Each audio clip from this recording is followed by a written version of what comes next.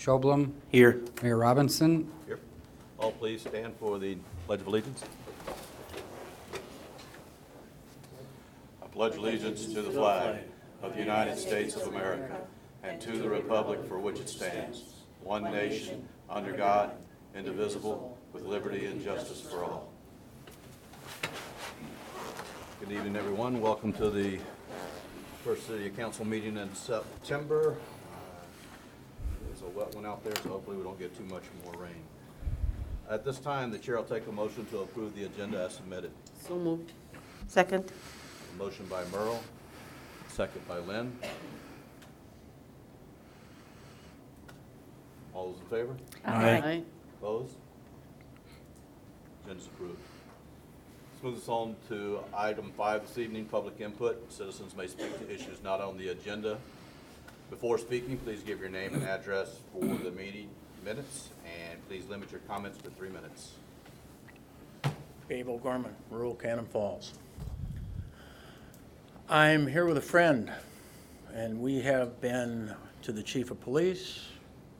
We've talked to Dave Morona. We've talked to several of you. Jay Shobum's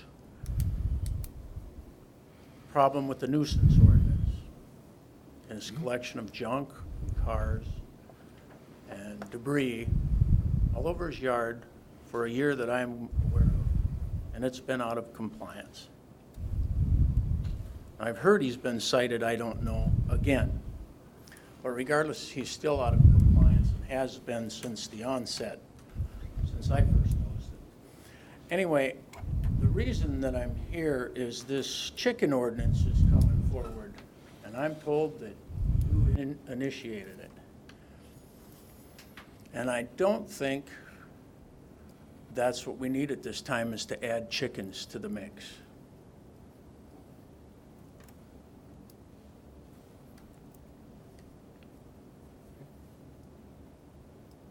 If a guy can't comply to a simple nuisance ordinance and we can't make him, then how are we going to take care of this livestock in his yard and the smell and the noise and all of that?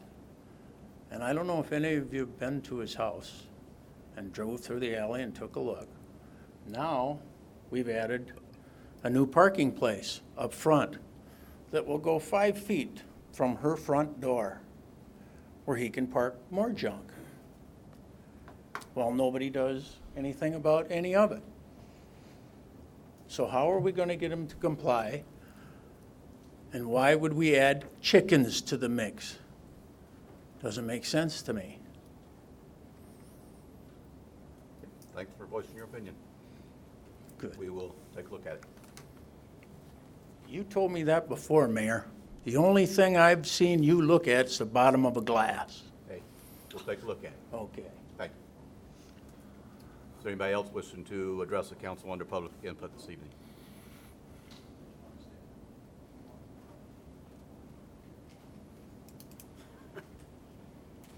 If not, we'll move on to item 6 this evening, public officer badge pinning. Chief McCormick.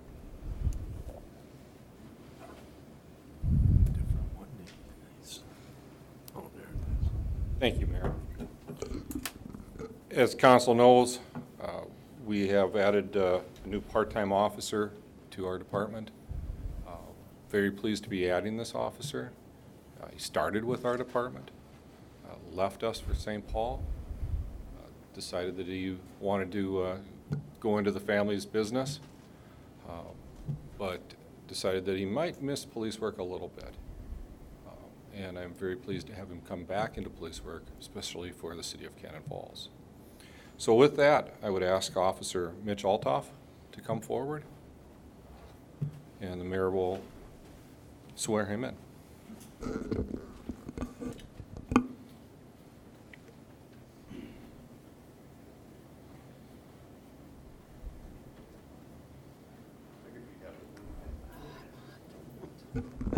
All right, raise your right hand and repeat after me.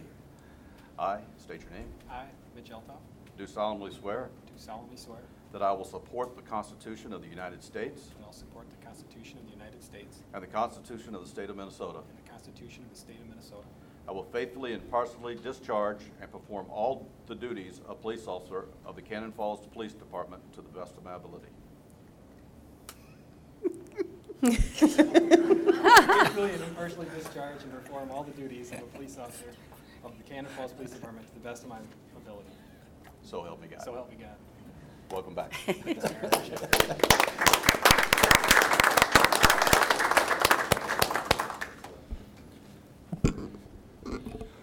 Well, I didn't expect the honor of being able to pin on Mitch's badge, but I just asked him who he wanted to have do it, and he said me, and I'm very moved by that.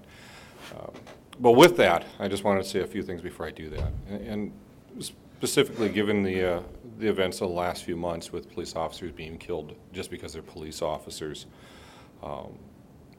There's a lot of thought that officers need to be more warrior-like in their mindset because of the dangers we face.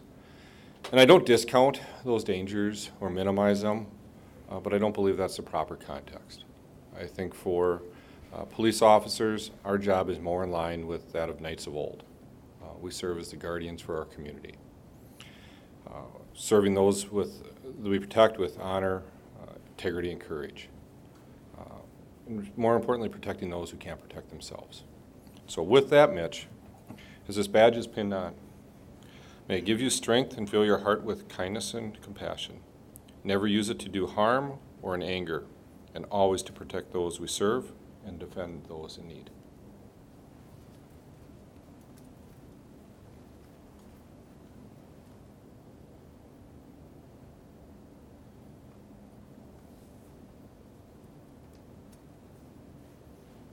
Welcome back. Thank you, Chief.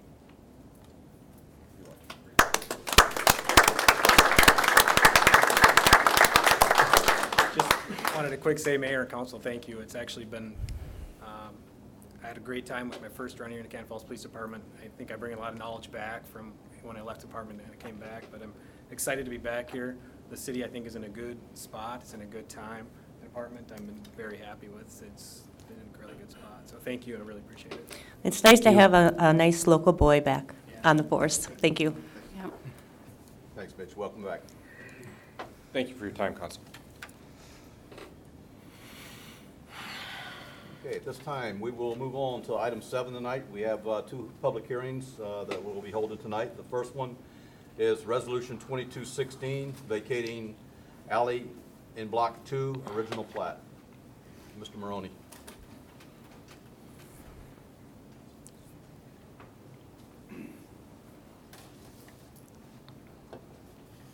Tom's going to dim the lights a little bit here to get a better look at this. There we go. Thanks, Tom. In an effort to save the city money, I went black and white rather than color, and it's a little more difficult to see. There's a public hearing scheduled tonight to consider the vacation of an alley that's located just east of First Street and west of Second Street. Here's the old depot, and here's Leroy McCusker's house. Here's the vacated alley that's proposed to be vacated. And as we discussed this with the Public Works Commission, the interest of the vacation by the applicant, Mr. McCusker, is to move forward with a vacated alley and the purchase of additional property in this location, whereby he will then be able to create an additional residential lot. So that's really the reason for the vacation request itself. Here's a better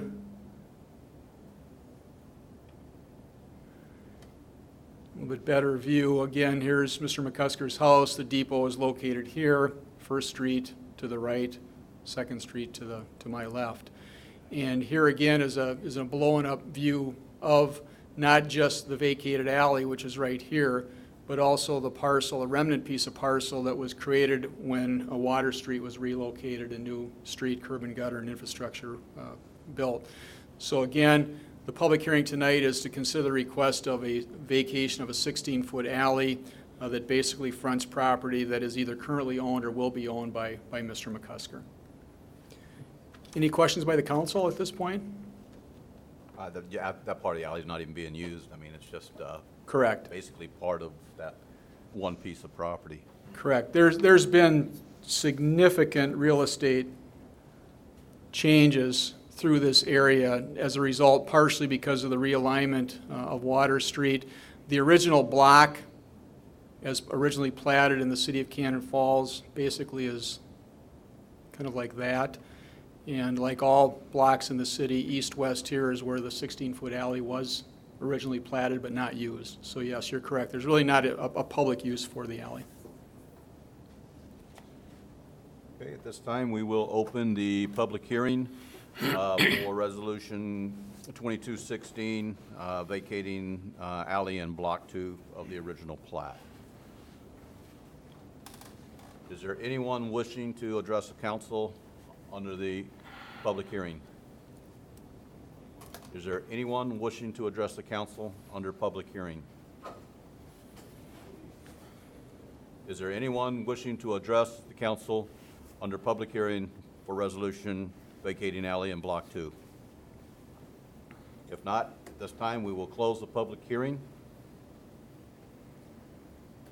And Chair will take a motion to approve Resolution 2216 vacating alley in Block 2. So moved. Second. Motion by Merle. Second by Kathy. Any further discussion? Seeing as there are none, all those in favor? Aye. Aye. Opposed? Carries. Thank you. Thank you. All right, the next public hearing will be cable franchise applications. And I will turn it over to Mr. Johnson. Okay, as council, as you're aware, at the August 3rd council meeting, you had authorized distribution of a notice of intent for cable franchising. The applications were due by 4 p.m. on August 29th, and we did receive 2 applications, of which you will hear from those applicants this evening, providing a brief summary, or I assume brief, but I shouldn't assume. So it'd be to open the hearing, have each of the 2 applicants give a description, and then also on your agenda, the rest of the agenda is stated out there as far as MediaCom can comment, and then public comments there's a comment section on there under that, and then the ultimate goal would be to direct staff and our consulting attorney, Bob Vose, from Kennedy and Graven, to work with the franchise, the applicants, and ultimately come forward with negotiated agreements. Okay, at this time, we will open the hearing for the cable franchise applications. At this time, I will call Hiawatha Broadband Communications forward to give us their presentation.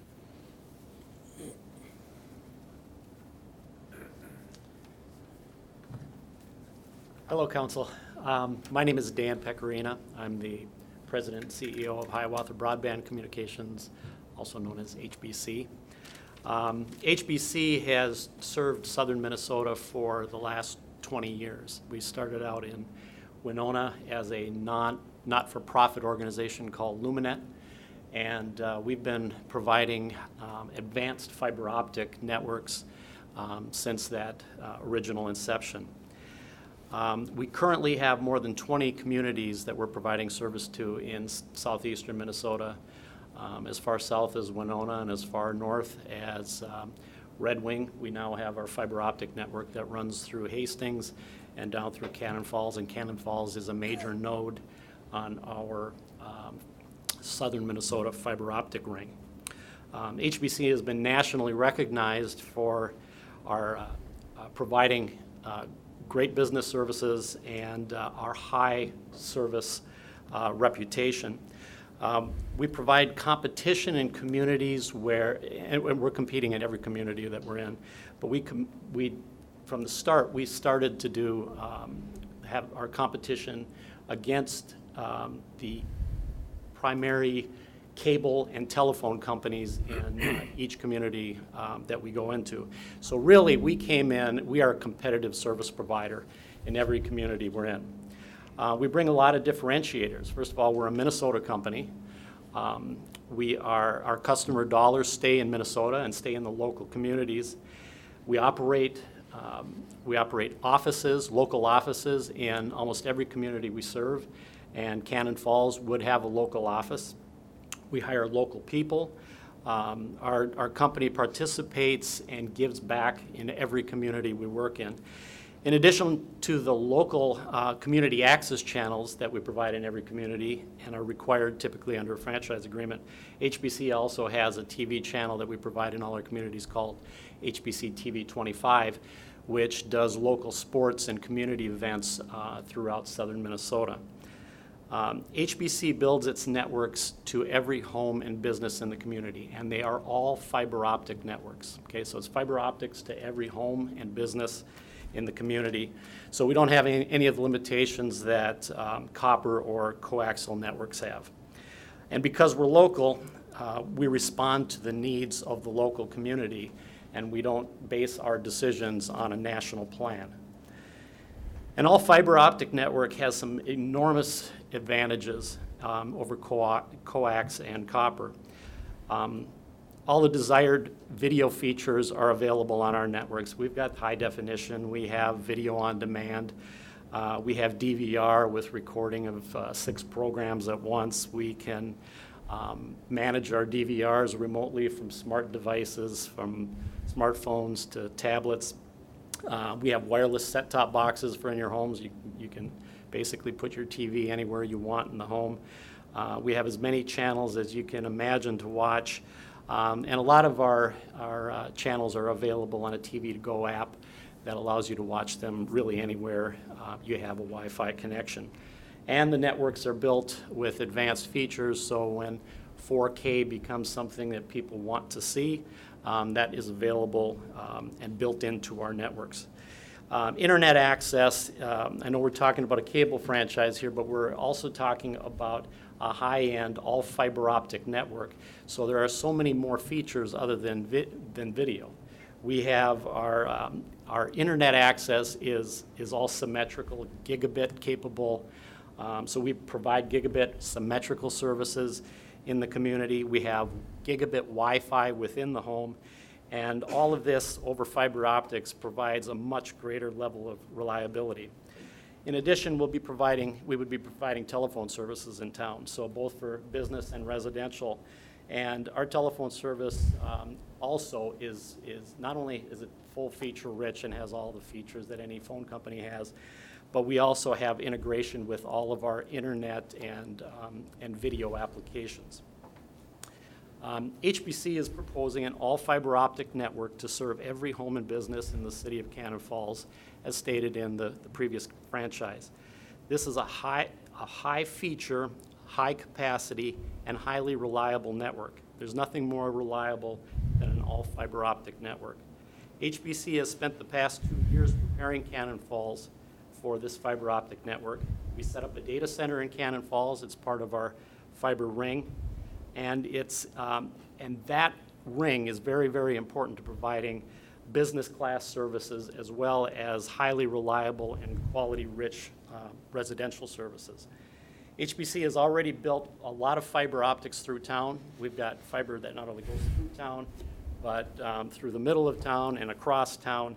And we are already capable of providing services. Not only to, we've got several businesses on our network, but we could also reach hundreds of homes at this time as well.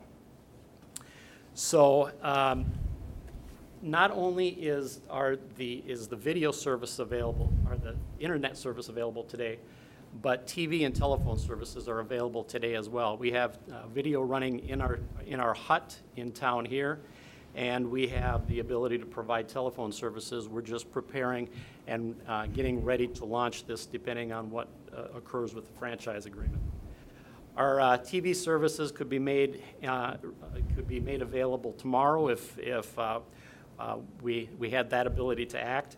HBC also has identified a local office for putting our customer care installation and technical support people here in town. And that office very well could be opened by the end of the year.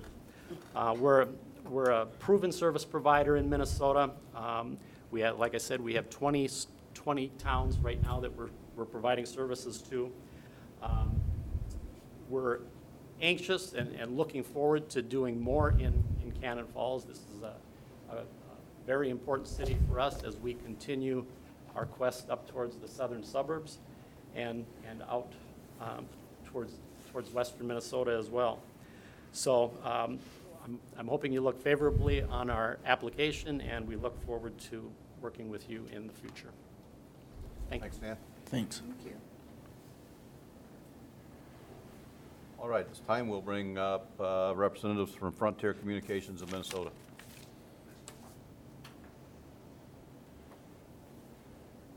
Good evening.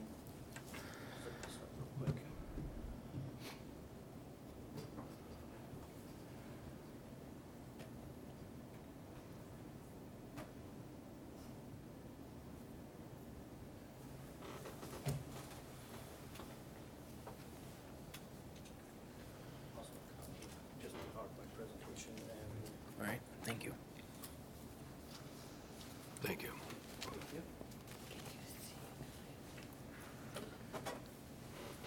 Thank you.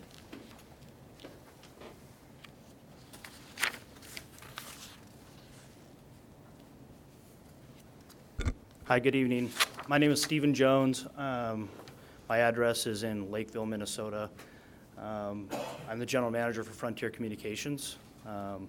And here today to talk to you about our Vantage TV product that we are here to about the cable franchising. So I'll try to go through this relatively quick through the presentation here. Frontier Communications, a little bit about us. One thing, our very first value that we have is we put the customers first.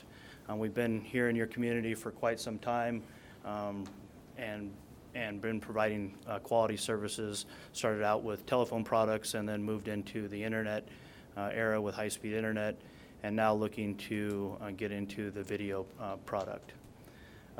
Local engagement, we have 10 local technicians here in the area, as well as a whole network of engineers, central office technicians that live and support this area. One thing about us is we're committed to our veterans. We spend a lot of time with our military. 1 out of every 10 employees, approximately 13% of our workforce, is a veteran of some sort. And so that's something that we are very proud to support. Also a member of the Honor and Remember, joining forces and the armed forces groups. Nationally, we have we're divided into 7 different regions across our 29 states. And this is just a map of that. I won't go into that, but our office, our regional headquarters is here in Burnsville, Minnesota, and with our region president being Becky Potts. Quick facts, we're a Fortune 500 company, an S&P 500 company, and we're also a leading communication provider in urban, suburban, and rural America. States served in 29, we have 29,000 employees, and our annual revenue stream was $11 billion. Our regional headquarters is here in Burnsville, and with that, we're also the number 8th largest video provider in the United States. We do currently have video services in all these different cities. One thing to note is that we're currently, City of Burnsville and City of Lakeville is actually voting on a video franchise for us this evening. So with any luck, we'll be offering video services in Burnsville coming very soon, and Lakeville, and among 3 other cities that we have applications in with. Vantage TV, so basically what is it? I won't go through all the nuts and bolts, but it's the #1 IPTV platform in America. It works off of the Ericsson's Media Room suite of products. We also offer standard definition, high def, and 4K ultra high definition. It's Wi-Fi enabled set-top boxes, live TV broadcasts. We also have the video on demand, at home DVR, so you just have one DVR and everything plays off of that. some of the great features of it, I'll get into the equipment. We have one DVR, much like other providers. Some of the things that I think are unique to us are the instant channel change. That's one that when I showcase the product, many people are excited about. There's no delay. As fast as you can push the button, as fast as your channel changes. Also, we have a multi-view, so you can see what's on in different channels and playing at different times. We also have video on demand, interactive applications, whole room DVR, and then the wireless set-top box is where you can put your TV anywhere and not have to have wires running to it. We do have a new visual guide, so as you pull up your guide, you'll be able to see what's playing on all the different channels. As you scroll over them, it starts to play, so you can see what you're missing. If you're watching sports and you want to go back and see, are you still on commercial, you don't actually have to change the channel. Also, this is channel peaks. You can set your guide up to look at different scenarios, so you can, while you're watching one show, you can actually pop it up, see what's going on the last shows you were watching, and actually it streams live video in those video peaks. Unified search, when you go in to do the search demand, it'll also pull up your anything that's on TV, as well as video on demand, as well as Netflix and Amazon. So if you have those accounts and you're connected to Netflix and Amazon through your set-top box, it'll search all those. So if you search Iron, it'll pull up Iron Man, Iron Man 3, all the different shows, as well as anything that's on Netflix, and you can stream Netflix right through your set-top box and never have to switch devices. Media lists, you'll be able to go on and see what's on your video on demand, catch up on the shows that you missed last night, go into the video on demand piece and be able to see that.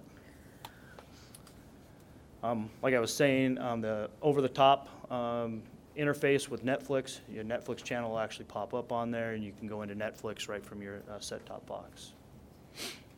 So what does this mean to your community? Residents and businesses will have access to the next generation video experience.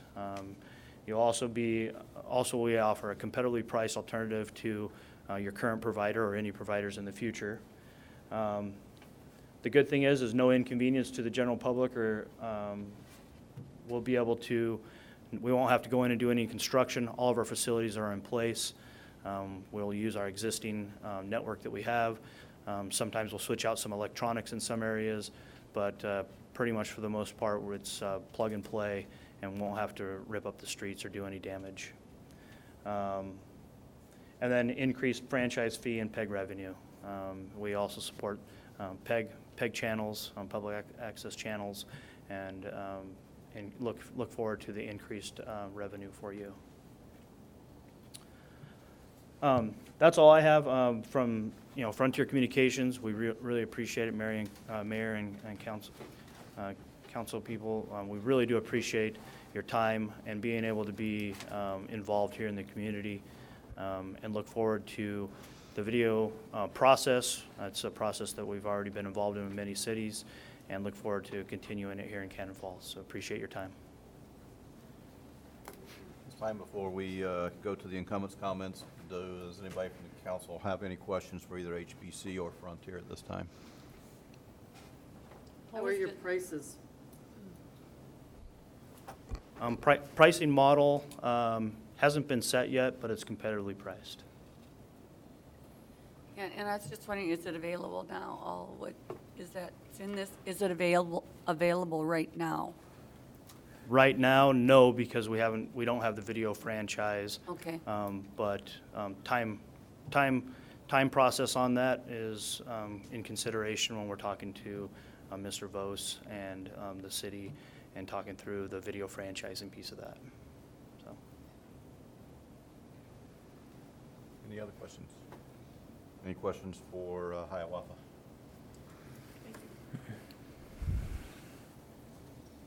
Okay, if there are none, we will, is there anybody here from MediaCom who is the incumbent?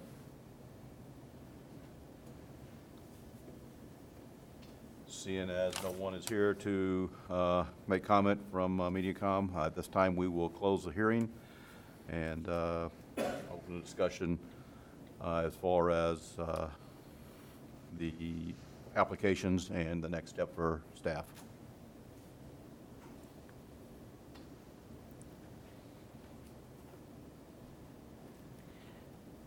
Anybody got any comments? I think my view is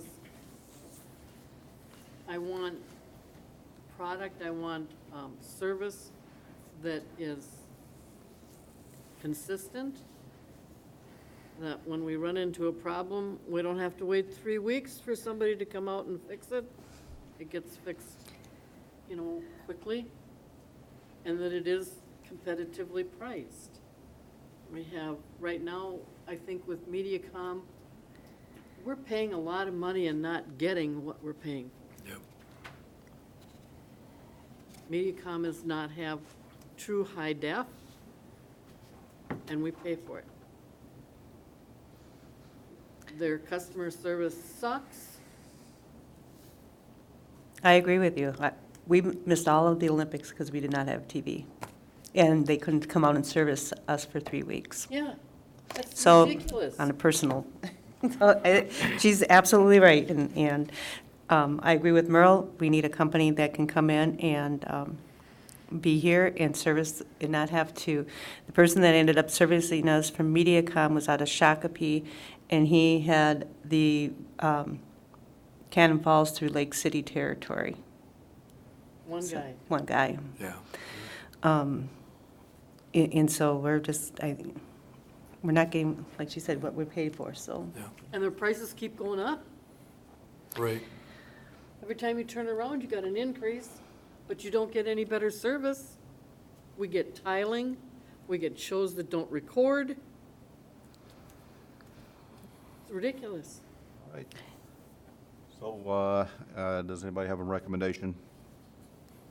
So what, our next step, Ron, is do we make a recommendation on which one we would prefer, or does it go back and we do some additional research and do the pros and cons? Because I don't think we need to look at both pros and cons of each thing, or what's the next step? The next step, just as is stated in your packet, is to direct staff, including Bob Vose, our consulting attorney with Kennedy and Graven, to review the application, and actually Bob will be doing most of the review Okay. and their qualifications of each of the applicants, and then negotiations of the franchise terms. Okay. Well, then I would make a motion to move the staff to do that. I liked what I heard from both presenters. I think they, I've had very good luck with Frontier Internet. I used to have MediaCom, and since I work from home half the time, I couldn't access my work because I didn't have competent internet. So I've had absolutely no issues in regards to Frontier Internet personally. But I like what both gentlemen said. I think they both can offer a great service to Cannon Falls. Absolutely, I'll second that. I have a recommendation from Lynn and Merle. And if the rest of the council agrees, we'll direct staff to start the negotiations and the reviewing of the applications with our attorney. All those in favor? Aye. Opposed? Carries. And I'd like to say thanks for Hiawatha and Frontier for coming in this evening and speaking with us and presenting your product. Thank you very much. At this time, we will move on to item 8, the consent agenda. Items on this area of the agenda may be adopted or they may be removed and placed in the business area of the agenda for discussion purposes before approving. For those at home, I will read the... Go ahead, I'm sorry. Okay. For those at home, I will read the consent agenda.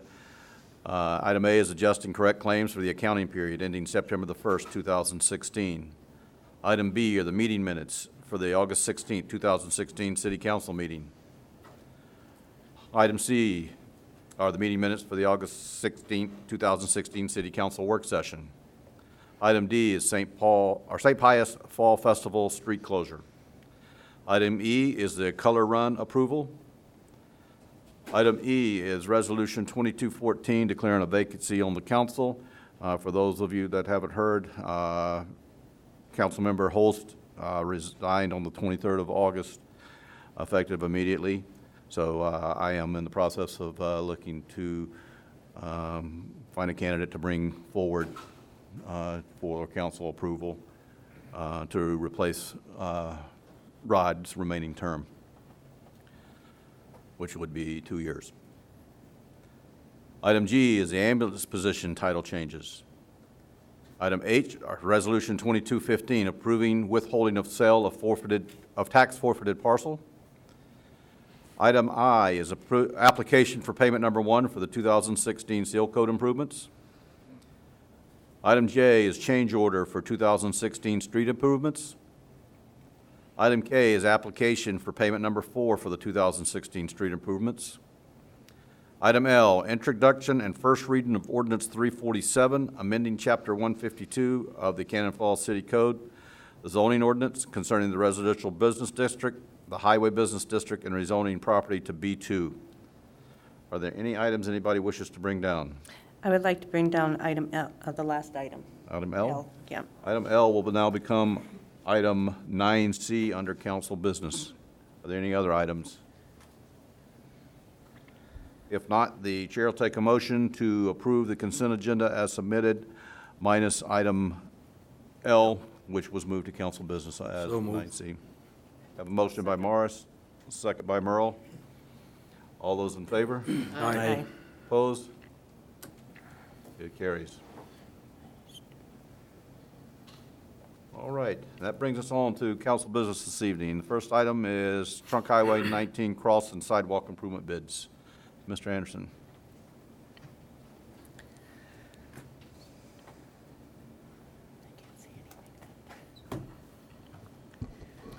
Mr. Mayor, members of the council, the crosswalk at Trunk Highway 19 and 7th Street near the Park and Ride overflow, if you will, by the ball field. We had that as an alternate bid to the street project. At that time, the council chose not to move forward. This summer, council directed us to move ahead and get quotes and include an alternate as a pedestrian activated flasher. Along with that, we submitted 8 or 9 quote packages, got 2 back. They were due back on the 26th, one from SM Hinches and one from Tyzak Construction. The base bid from Hinches was $38,355, and that's the crosswalk pavement marking and all the new sidewalk on the south side, tying the crosswalk into the sidewalk that goes to the east of the Park and Ride driveway, and also putting a ramp in and putting a ramp into the Park and Ride itself, so people wouldn't have to go out the driveway to get on the sidewalk and cross at the crosswalk. The alternate bid, as I mentioned, was the pedestrian activated flasher. It would be the pedestrian sign with LED lights around it. It'd be solar powered, be activated on either side, so it would flash only when somebody pushed the button, so it wouldn't be constantly flashing. That's an alternate bid of $21,000 for Henches. Tyzak's numbers there were $45,062 for the base bid and $19,000 on the alternate.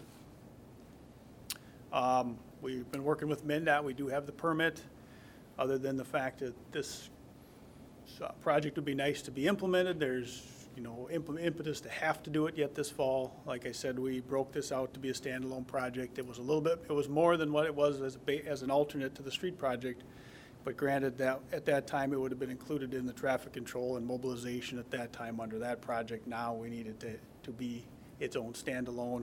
Plus, as anyone looked outside, we've had some weather issues this year. The contractors are behind, and probably as much anything reflected in the price and the lack of numerous bids beside the 2 we got.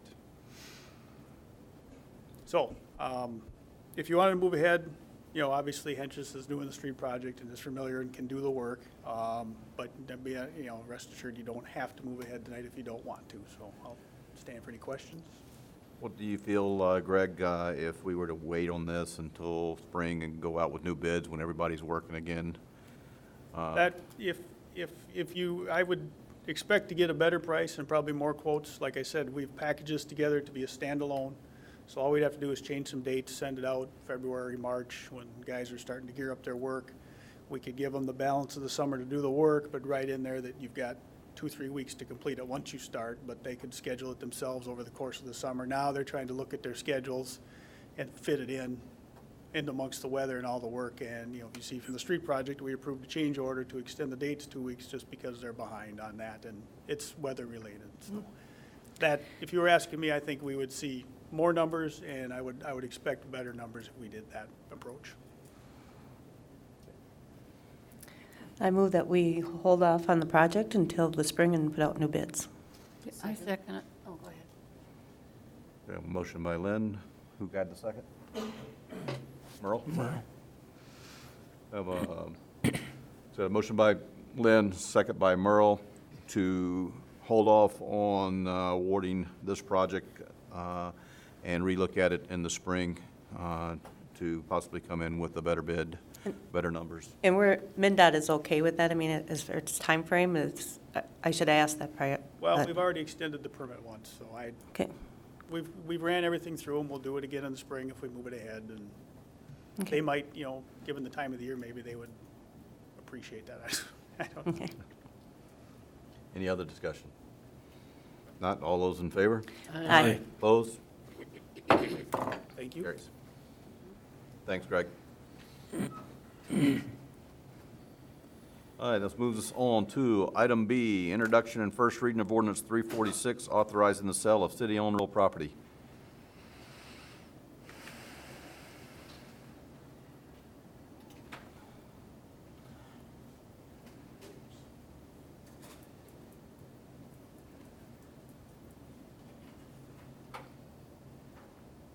Mayor and council, this is kind of a continuation of the earlier item pertaining to the vacation of the alley located here. Again, Leroy McCusker's property is located to the right. Down here is the depot, First Street to the right, Second Street to the left. The ordinance that you're considering tonight with the vacation of the alley now would be the area outlined in blue here. It's a remnant piece of property, at least in part, left over, if you will, from the Water Street relocation, and now with the vacated alley, it constitutes a piece of property that, in conjunction and combination with what's identified as Parcel B here, this would create a lot with access to Water Street. This would be the lot that would become a buildable lot that Mr. McCusker is asking us about. So again, with the approval of the sale of this property here, the vacated alley and the remnant piece, that would be sold to Leroy McCusker. We've talked about that at the Public Works Commission, and the recommended price for this is consistent with a parcel that we sold earlier this year, last year, in the amount of $500 for remnant piece. So it's not necessarily a revenue enhancement to the city, but it's consistent with our prior sale of a similar piece of property, and that's been recommended by the Public Works Commission. Is there any discussion? Okay. Please come up and introduce yourself. I own the depot and the coal shed that abut that. Here's a drawing that shows the old road and where that property came from. I have no problem with Leroy having that property, but there was an agreement for an easement on the driveway that bisects our properties. And that, I think, if he owns that now, that may interfere with that easement. You can take that up to the council if you'd like. I can do it right. This is, yeah, I'll show you what I'm talking about. This is the coal shed here. This road used to almost touch this corner. When they moved it, they gobbled up depot property. Yeah.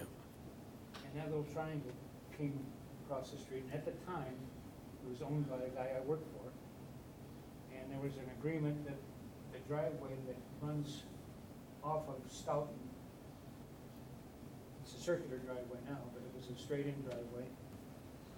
We'd have a permanent easement. We have an 18-foot garage door at the end of that building, and cars in there.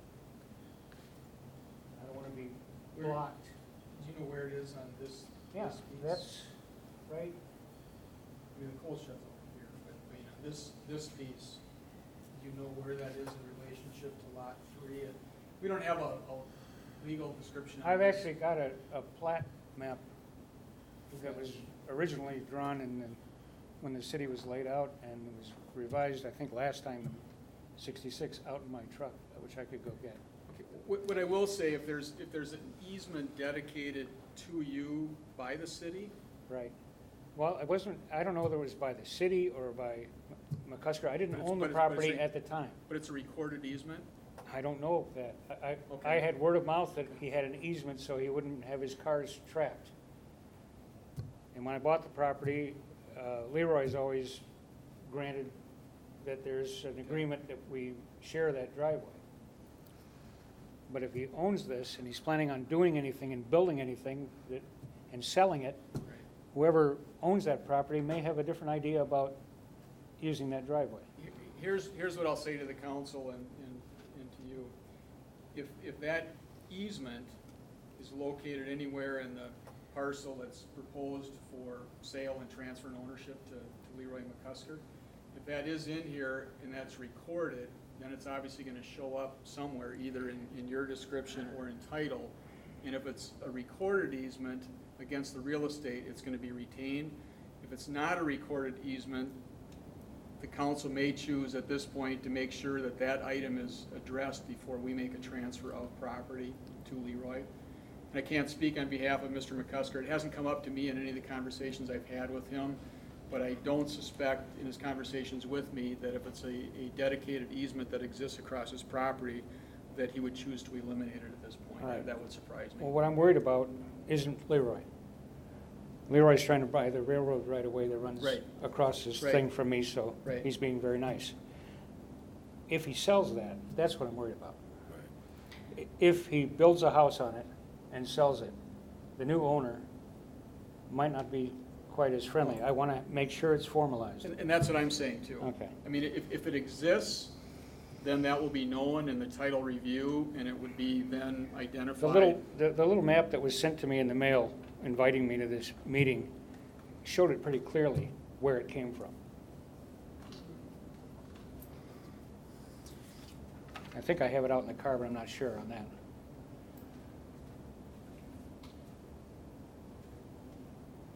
It's got an aerial photograph of the properties, and it's got question marks written all over it.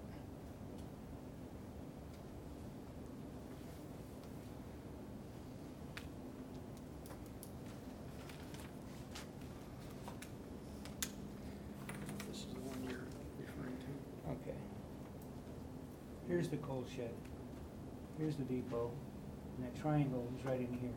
So you're saying it'd probably be in here. Yeah, it looks like it's, from that, it looks like it's on that side of the driveway, but I'm not certain on that. If So I was it certain of may- that, I'd have no qualms with it. Based on the GIS aerial that we're looking at, it would appear to, the driveway would appear to be in this location. So again, if that's covered by a recorded easement, that wouldn't change even with the sale because it's part of the real estate. Right. If it's not recorded and needs to be, I'm asking the city council to say, if you're gonna go ahead with the first reading of this ordinance, let's see if we can get that resolved before the second reading comes back to the council. But that driveway, that little piece of property we're talking about, all of that was on the depot side of the road at one time. Here's the old road. Right here. And that pavement is still in my yard, the old pavement. It's still, you can see it right there, actually. Yep. Anyway, I've got no problem with Leroy owning it as long as I have Okay. a formal access. to That it. seems reasonable. And I'm guessing Leroy would agree, but we can maybe try to get that resolved. If you proceed with the first reading tonight, we'll resolve it before we bring it back to the second reading. Thank you. Any other discussion, any other concerns on this piece of property at this time? So at this time, we'll go ahead with the first reading. I can't even talk tonight. Ordinance 346 for the authorized sale of property, asking before the second reading that the right-of-way or the easement issue be taken care of legally before we proceed. So moved. Second. Have a motion by Lynn, second by Kathy. Any further discussion? All those in favor? Aye. Opposed? Thanks for bringing that up so that we can get that taken care of.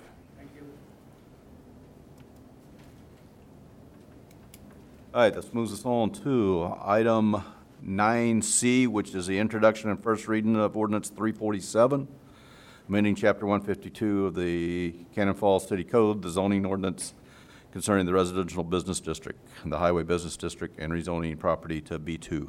Mr. Maroney. Yeah, I brought that down, Dave, just to get a little bit more clarification since the process was started quite a while ago, and just kind of get a little bit more of the reasoning of why the rezoning.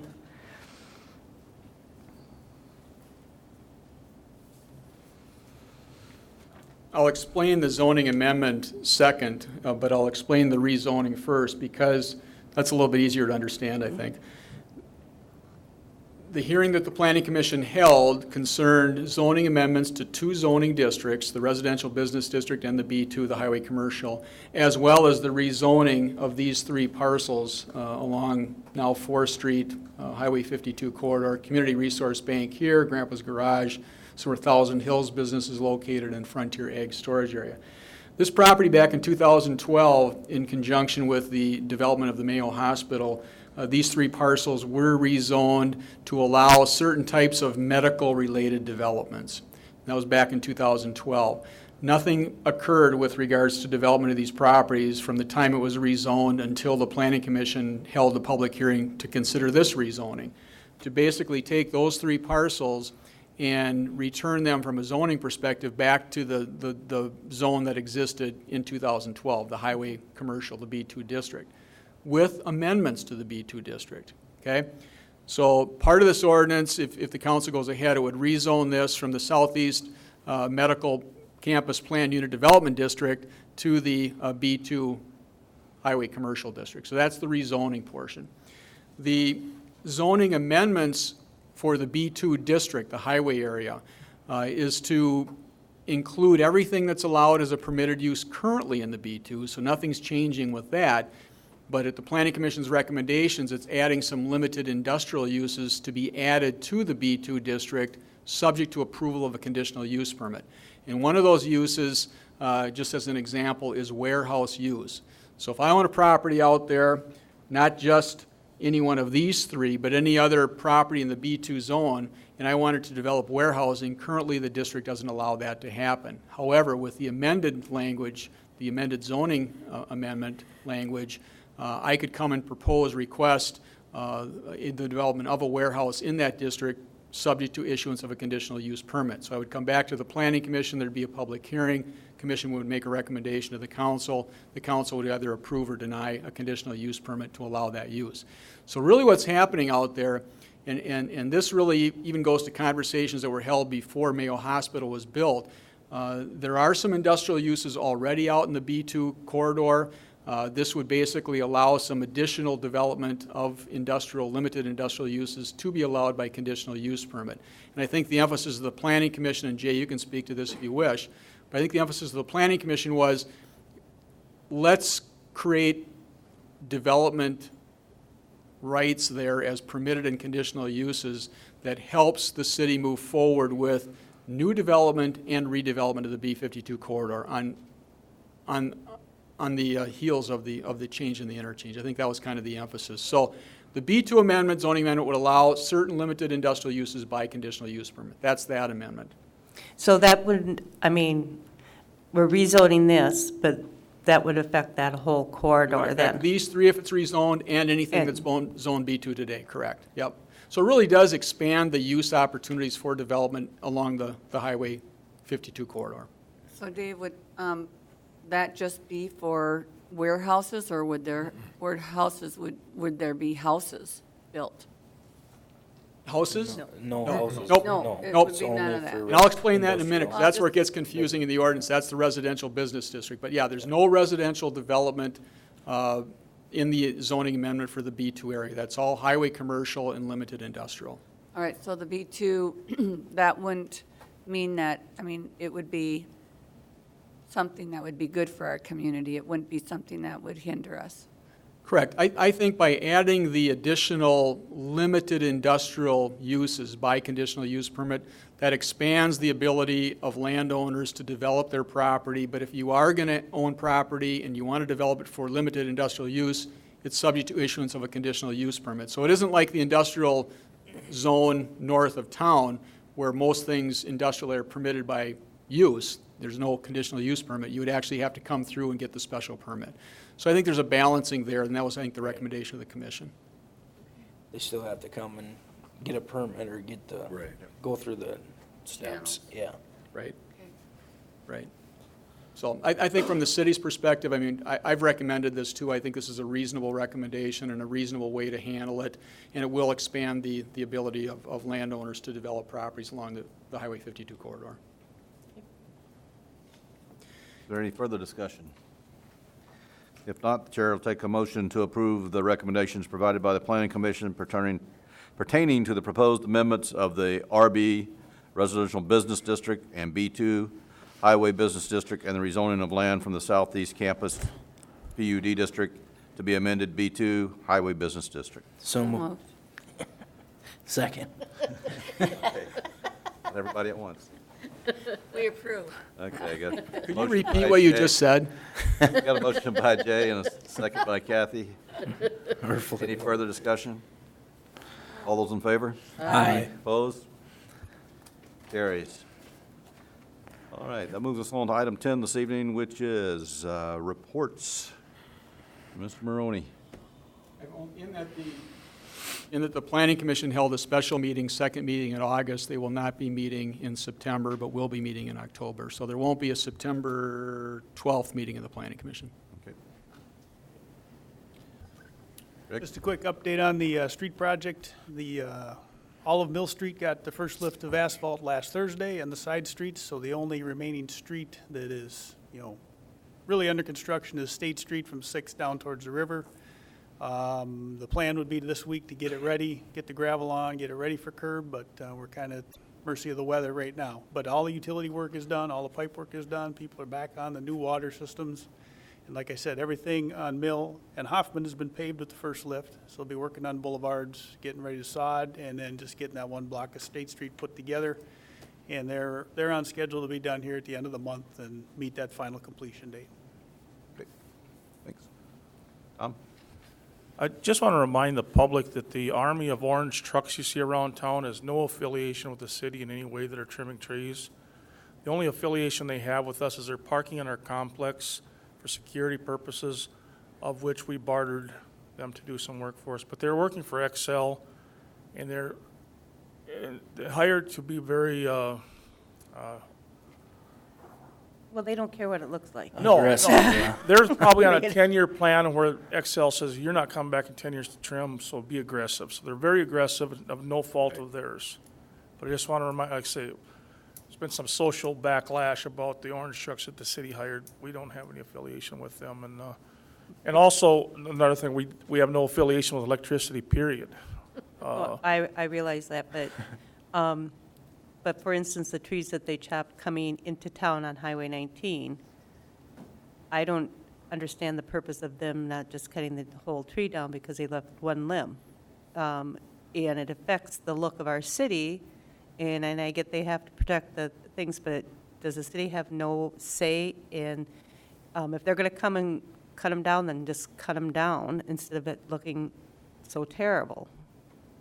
I think the backlash from some of the property owners was they offered to come back and cut them down completely once they realized Okay. they had this ugly split. So some of them will be going yet. Okay. Like I say, what I alluded to with electricity, when the electricity went out a couple weeks ago, was what's the city doing now? We have no affiliation with electricity other than the downtown streetlights. That's the only affiliation we have with electrical. We don't have streetlights in the residential, just the downtown globe Right. fixtures. Right. But that is on city, is that City Boulevard on Highway 19, or is that considered? That would highway- be MnDOT right And, away. Right away, okay. Is there any way we can just monitor that to make sure that gets done? And because that way we can approach Excel Energy on that and say, hey, we don't mind these guys coming in and trimming these trees, but, Right. you know, don't leave the city aesthetically looking bad, so. I would say if there's any residents especially that are unhappy with the tree trimming, that if they feel it should come down, they contact myself and I will certainly. But even as a city itself, that's one of the main corridors coming into our city, and it looks terrible. So I think as a city, we have the right to push on that level as well, because that is what people first come in and see Cannon Falls as. And that is the main route that they take, so. And I don't know, maybe Ron can comment on where we come in with easements. I'll contact the XL community rep. Thank you. Yeah, if we can get some pictures to send to them, that way they can see the lousy job those guys are doing on this stuff. I mean, they're out there just trying to cut it down and get it done. Got a question for you, Tom. Now, they've been going through alleys and paving them and that. All the alleys going to get it this year, or what's happening? No. What we've been doing, instead of linking them to a street project, we've been doing them as needed and going after the worst, the problematic, which we find when they flush out with the rains that we have to chase Right. rock down. So that's how we're doing it. It was brought up to Public Works about 2 years ago, which prong should we handle? Should we do it that way and include it with street projects? And then the thought process was no, some people did not pay for their alleys, let's just continue with what we are. As the road repair gets lighter, it frees up more asphalt dollars. And then at the end of the year, what we review is how many asphalt dollars are left, and that goes towards alleys. So that's the kind of the program we have, and worst first and kind of work our way through Right, there. okay. Chief? Well, I know that you're probably getting tired of hearing about it, but it's raining again. So we're watching the river levels. Over the last week, I've seen well over 2 feet in drop. So I'm not overly worried that we're going to see flooding out of this event, but, we're continuing to monitor it. The greater concern is just the size of the watershed that runs into the Cannon and Billsby. So we'll be watching it, but I don't think there's anything residents need to worry about. The other thing would be, last week was the first Thursday, and all things went very well. We had a Girl Scout who was working on, I believe, her Silver Star badge or medal or whatever the insignia would be. And so we assisted her with doing the bike rodeo and covering safety with kids and how to ride and go around things and stuff. It went very well. Started off a little slow, but once first Thursday really got going, a bunch of kids showed up with bikes, and they even had kids going through it on foot because they didn't have their bikes with them, just to walk them through all the different stages of how you would approach these things if you're on a bike. So Haley did a great job of organizing it and putting it together. We just provided some presents to fill in on the different stations and help out. The officers had a great time. I did as well. So that's all I have. Ron? I have just one item, and that's a reminder of our special budget workshop session on the 15th. And staff is working on trying to do what they can to make some cuts. I spoke with or emailed with Carolyn at the county, and they're working with a new software program with the state of Minnesota, so we may or may not have our tax capacity information when we need it, but they're working hard at it, so we'll see. Merle? Nothing. Ben? Nothing. Kathy? Can I just mention the trail that goes out to Lake Billsby? It's really awesome. We went bike riding on it, and it's really nice over there. So if people want to go over there, they should try it. Go out to the dam. Pretty neat. Jake? Question for Greg. On Hoffman Street, just to the west of 7th, there's a spot in the middle of the road that they've marked off, and it's kind of crumbly or whatever. Is there something wrong with that area? Or? That'll come out and get patched. I think it's just been wet all summer. And I was just going to say that there's some wet spots that come up every once in a while right in that spot. Yeah. I was just curious if there's something leaking or? No, we're not, it's not, we think it's just the side hill and with the moisture this year and the fact that that block really doesn't get any sun. Right, So we're hoping it heals up and then Well, I we'll just- dig that out and patch it. yeah. I just, put new blacktop down and it keeps, whatever, All right. Nothing. I'll just remind everybody that school started today, so watch out for all the children on their bikes and all the children walking to school and the adults that escort them sometimes, so be careful out there. And then, like I said earlier, Councilmember Holst resigned. If there's anybody out there that's not already running for office that would like to possibly step up and serve their community in that capacity as a city council member to finish out his next 2 years, please contact the city, do an app, and we'll review it and we'll go from there. And other than that, I have nothing else for this evening. Chair will take a motion to adjourn. So moved.